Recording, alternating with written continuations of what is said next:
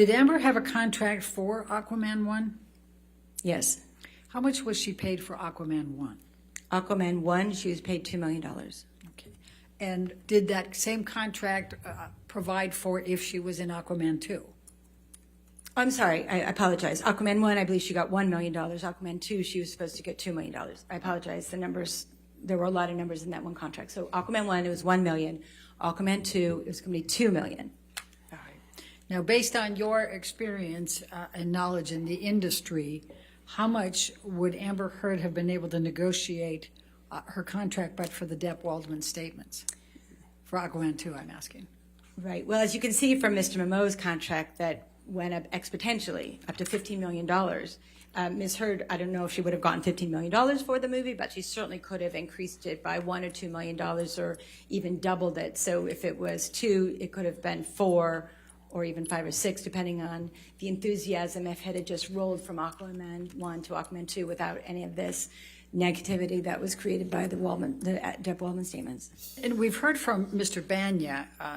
Did you review Mr. Banya's Q-score analysis regarding the comparables you used? Yes, I did. And what, if any, opinions have you formed in reviewing Mr. Banya's analysis regarding the comparables you selected? So Mr. Banya looked at calendar years to assess, so what happened in December of, 2017 or 18 or 19, what happened in June, what happened in a very specific time frame, which works on some statistical analysis, but when you're talking about actors and their relationships to Q-scores are related to the actor's viability in the consumer's mind, if you will, how well known or how much they're coming up in conversation. And so Mr. Banya did not look at time periods of the actors that I compared them with to the film when it came out, so like right after the success of their big film, what was their Q-score, but moreover, he just looked at them in a year range. So it doesn't coincide from actor to actor just because you look at it over time. You have to look at it specifically after each of those individuals' box office success with a particular film. You look at the Q-score high or low during that, and then you look at how low it drops, say, a couple months afterwards, and then if it comes back up, if they have another film or another event that brings them into the limelight again.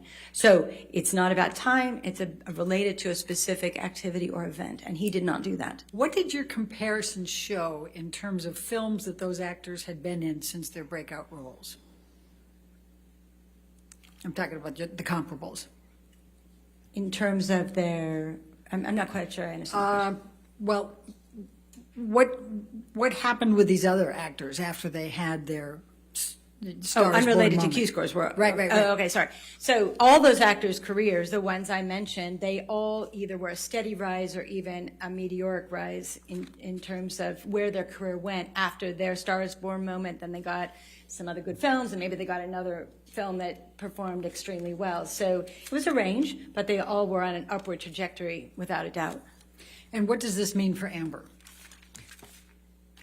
With a reason, I mean, the way that the kind of industry works is usually, unless there is a force majeure or some really negative event, her career should have followed that same upward swing in about the same time frame, give or take 6 months to a year. But it would be very reasonable to believe that her career would have been on an upward trajectory within the range of those other actors. So over the course of 5 years, it's very reasonable to consider that she would have been in at least one film a year at a minimum of $4 million, because that's what her precedent would have been had she renegotiated. And it's important to note that in her Justice League contract, if there is a Aquaman 3, her price is set at $4 million. So it's very reasonable to assume and to believe that if she did a film a year for 5 years at a minimum of $4 million a year without any negotiation, which probably would have happened, but let's just say that baseline, that would be another $20 million over that time frame. So combining all of these opinions and calculations that you've had, what, if any, range are the losses you are estimating for Amber Heard but for the Depp-Waldman statements? Right, so again, it's really important that I looked at, and hopefully you understand this, that it's over time, right? So let's just say a minimum of 5 years that we're going to talk about these losses, and it could be more, but at minimum, if you look at the film, the television, and the endorsement contracts, it's very likely that Ms. Heard should have earned between $45 and $50 million over that time period.